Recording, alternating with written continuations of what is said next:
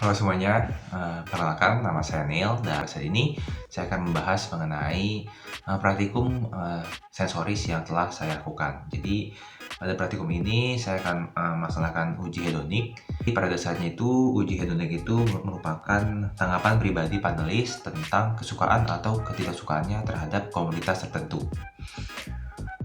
Bahkan tanggapan dengan tingkatan tersebut itu dapat diukur dengan skala hedonik. Nah, pada dasarnya uji hedonik itu dapat dilakukan dengan beberapa faktor, yaitu rasa, tekstur, maupun aroma. Nah, rasa, tekstur, maupun aroma itu dipengaruhi juga oleh beberapa faktor lain, seperti senyawa kimia, konsentrasi, suhu, dan interaksi dengan komponen-komponen rasa lainnya. Oke, sekarang kita akan melakukan uji hedonik terhadap rasa asam. Jadi, sampel yang digunakan itu ada jeruk lemon, ada jeruk nipis, dan juga ada jeruk limau. Nah, mungkin kita langsung aja cobain dari yang jeruk lemon ya. Sebelumnya, saya akan minum air putih untuk menetralisir rasa-rasa yang sebelumnya saya makan.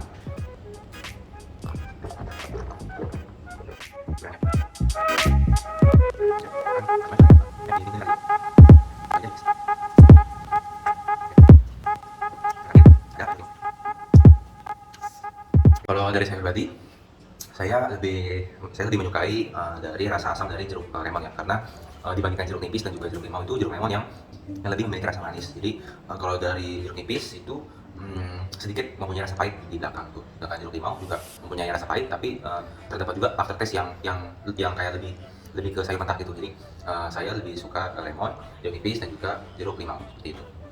Oke, berikut tadi merupakan video saya setelah mencicipi jeruk ya, sampel jeruk untuk menilai hedonik rasa asam.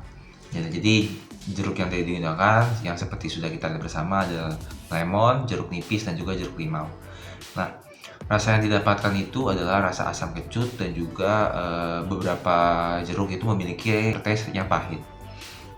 Senyawa glikosida flavonoid yang terdapat dalam jumlah besar dalam tanaman sitrus, yaitu tanaman sitrus ya, contohnya adalah lemon, jeruk-jerukan, dan juga jeruk nipis itu seperti neosperidin, naringin, neostosin, dan juga limonin.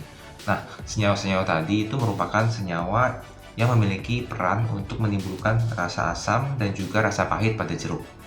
Nah, kalau untuk rasa asam itu dikarenakan salah satunya karena ada kandungan vitamin C di dalam tiap-tiap jeruk.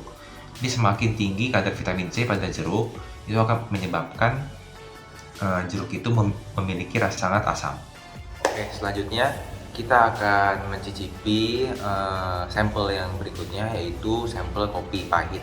Jadi sampel kopi yang kita gunakan itu ada merek dari Kapal Api, ada merek dari Kopi Luwak, dan juga dari Nescafe. Oke, berikutnya dari segi rasa mungkin ya, kita cobain dulu dari yang kopi Kapal Api.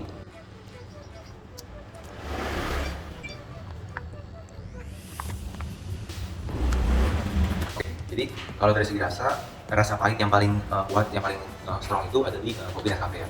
Jadi rasa yang saya dapatkan itu lebih cenderung ke pahit dan aroma kopinya sangat terasa. Nah, berikutnya itu ada dari Luwak. Nah, di kopi Luwak ini juga cenderung pahit dan juga memiliki aftertaste yang ya seperti kopi pada umumnya sih. Tapi secara overall tetap saya lebih suka kopi Luwak ya daripada kopi dari Nescafe. Nah, yang berikutnya kalau dari Kapal Api ini itu dia nggak cuma pahit, tapi ada sedikit ada sedikit rasa asam setelah saya lebih suka Kapal Api. Setelah itu kopi Luwak dan kopi Nescafe karena jadi tadi video ketika saya mencicipi sampel kopi pahit.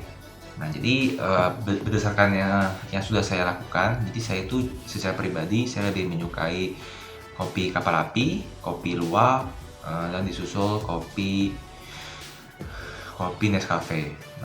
Nah, hal itu dikarenakan kalau saya pribadi itu nggak terlalu menyukai kopi yang terlalu pahit dan juga kopi yang terlalu hambar gitu. Jadi saya ketika meminum kopi, saya lebih prefer ke kopi yang pahit, tapi tidak yang over pahitnya seperti itu.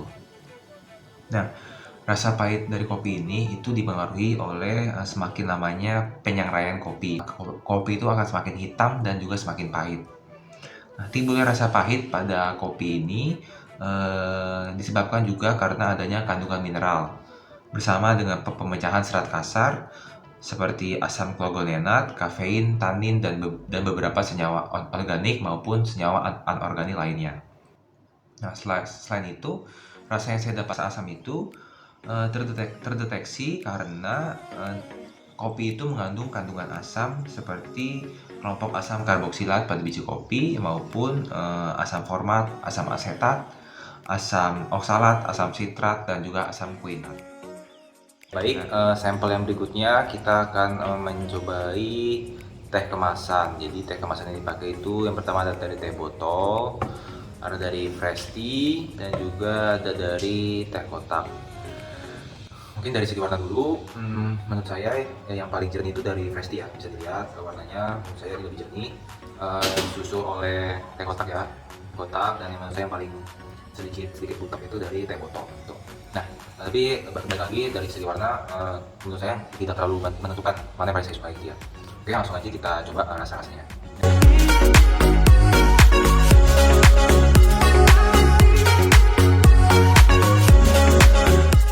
Kalau dari segi rasa, aku paling suka dari yang fresh tea. Karena mungkin karena ini rasa jasmine ya, jadi wangi jasmine itu kerasa banget. Jadi manisnya juga pas dan nggak terlalu manis dan nggak terlalu hambar gitu. Aftertaste dari tehnya juga rasa pahitnya nggak ada. Jadi dari saya paling suka sih fresh tea. Terus berikutnya itu dari teh kotak ya. Teh kotak itu rasanya lebih apa ya? Lebih sedikit hambar, tapi manisnya masih pas. Namun aftertaste-nya yang sedikit saya kurang suka sih, kayak semacam aftertaste berasa pahit-pahitnya gitu. Nah, berikutnya ada dari teh botol. Nah, teh botol ini menurut saya terlalu manis gitu ya. Jadi mengganggu aroma tehnya gitu. Jadi kayak hanya sebatas air sama gula aja gitu. Terus untuk rasa tehnya juga kurang terlalu berasa. Jadi pribadi saya lebih menyukai fresh tea, lalu dari teh kotak dan juga dari teh botol seperti itu. Nah, rasa manis yang didapatkan pada teh kemasan itu disebabkan karena adanya pemanis alami yaitu sukrosa dan juga adanya pemanis sintesis seperti sakarin dan juga siklamat yang terdapat dalam larutan teh kemasan tersebut. Nah, senyawa sakarin ini itu memiliki rasa manis yang 300 kali lebih lipat dibanding sukrosa. Sedangkan siklamat itu memiliki rasa manis sebanyak 30 kali dibandingkan sukrosa. Nah, selain dari dari teh kemasan ini, saya juga mendapatkan bahwa tingkat kejernihannya yang berbeda-beda. Nah, rendahnya tingkat kejernihan ini disebabkan karena adanya partikel yang tidak larut yang menghamburkan cahaya dan karena adanya partikel yang menyebabkan kekeruhan pada larutan. Selain itu, rendahnya kejernihan pada larutan teh ini disebabkan juga karena adanya kontaminasi anorganik dan penambahan ekstrak teh yang lebih banyak. Jadi semakin banyak kandungan ekstrak teh atau penambahan ekstrak teh pada teh kemasan tersebut, maka teh kemasan itu akan cenderung lebih keruh. Oke, selanjutnya sampel berikutnya adalah keju, di mana kita akan menentukan uji hedonik dari rasa asin. Mungkin langsung aja kita langsung cobain rasa-rasa dari masing-masing merek keju ini. Lagi.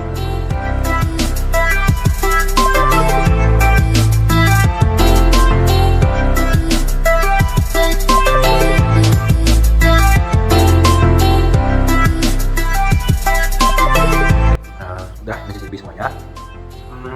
Kalau dari segi rasa asin ya, rasa asin itu keju craft itu memiliki rasa asin yang sangat asin gitu. Jadi bau atau rasa kejunya cenderung kalah dengan rasa asin.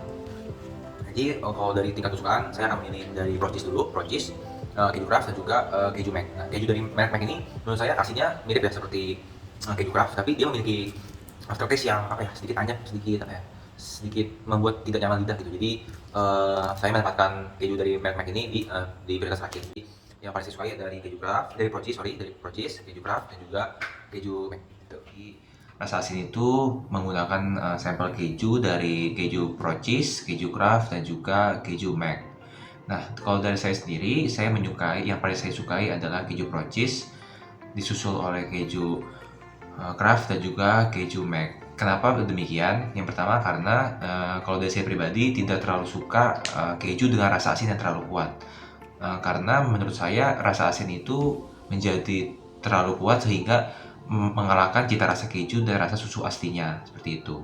Nah, rasa asin ini diduga itu disebabkan karena kadar air yang tinggi pada saat keju dari susu itu dilakukan proses awalnya laktasi. Kadar air yang tinggi itu menyebabkan garam itu tidak dapat masuk ke dalam keju karena terikat dengan air.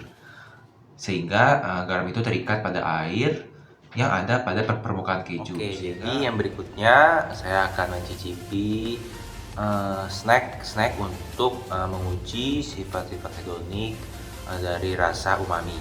Nah, jadi snack yang saya gunakan itu ada dari Citato Light, dari Taro, dan juga dari Potabi.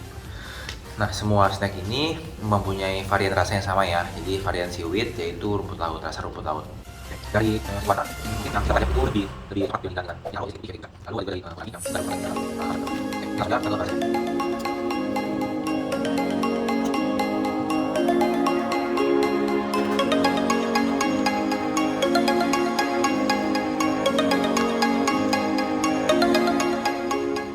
Oke, jadi setelah mencicipi ketiga snack ini, saya bisa melihat kesimpulan bahwa saya paling menyukai dari Citato Light, diikuti dengan Potabi dan juga yang terakhir ada Taro. Jadi dari Citato Light itu asin atau gurih atau rasa umaminya itu pas, aftertaste umaminya pas, nggak terlalu banyak menggunakan berbeda rasa, tapi masih berasa gitu rasa dari seaweednya. Setelah itu saya memilih urutan kedua Potabi karena teksturnya yang juga masih enak dan juga rasanya mungkin cenderung ke terlalu gurih, tapi masih bisa ini ya, masih bisa dihandle oleh lidah. Nah, yang terakhir ada Taro. Nah, saya menaruh Taro di pilihan terakhir karena Taro ini menurut saya dari teksturnya juga apa ya, kayak sedikit masih berasa tepung-tepungnya gitu, dan juga rasanya cenderung hambar gitu. Jadi rasa umaminya tidak terlalu menonjol pada Taro ini, seperti itu. Pada dasarnya rasa umami itu terjadi atau terdapat itu karena adanya senyawa glutamat. Biasanya yang kita kenal itu adalah MSG, yaitu monosodium glutamat.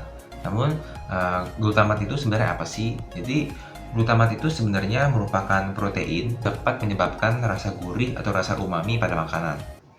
Nah, salah satu cara untuk melepas atau membebaskan glutamat itu adalah kita melakukan proses pemasakan atau proses pemanasan. Makanya di beberapa jenis makanan, ketika kita memasaknya atau ketika kita memprosesnya, barulah rasa umami itu lebih keluar lagi.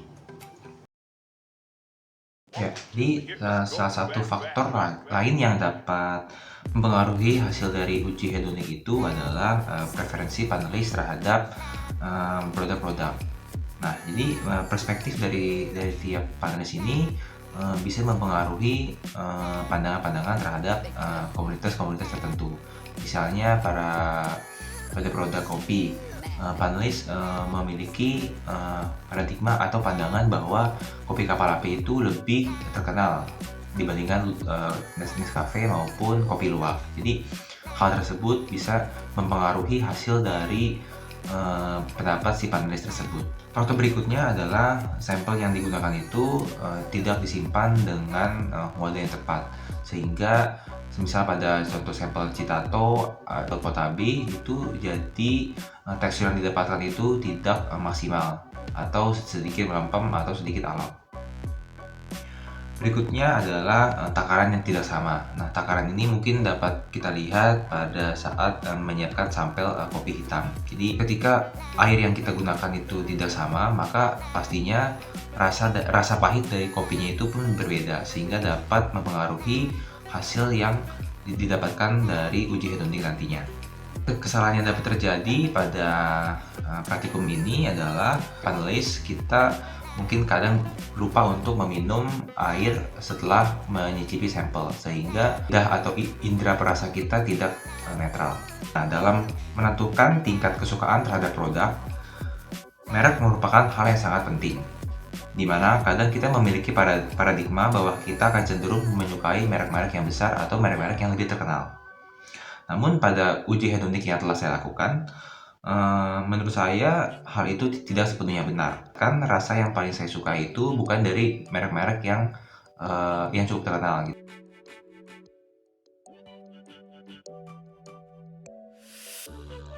Berdasarkan praktikum uji sensoris mengenai uji hedonik ini yang telah saya lakukan, dapat disimpulkan bahwa rasa asin, dari parameter rasa asin, sampel yang paling saya sukai adalah keju dari Procis. Untuk rasa pahit, sampel yang paling saya sukai adalah kopi kapal api. Untuk rasa asam, sampel yang paling saya sukai adalah jeruk lemon. Untuk rasa manis, sampel yang paling saya sukai adalah teh dari Fresh Tea. Dan untuk rasa umami, sampel yang paling saya sukai adalah Citato Light.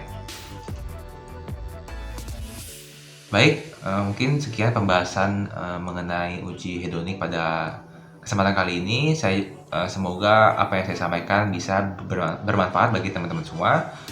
Saya pamit undur diri. Terima kasih.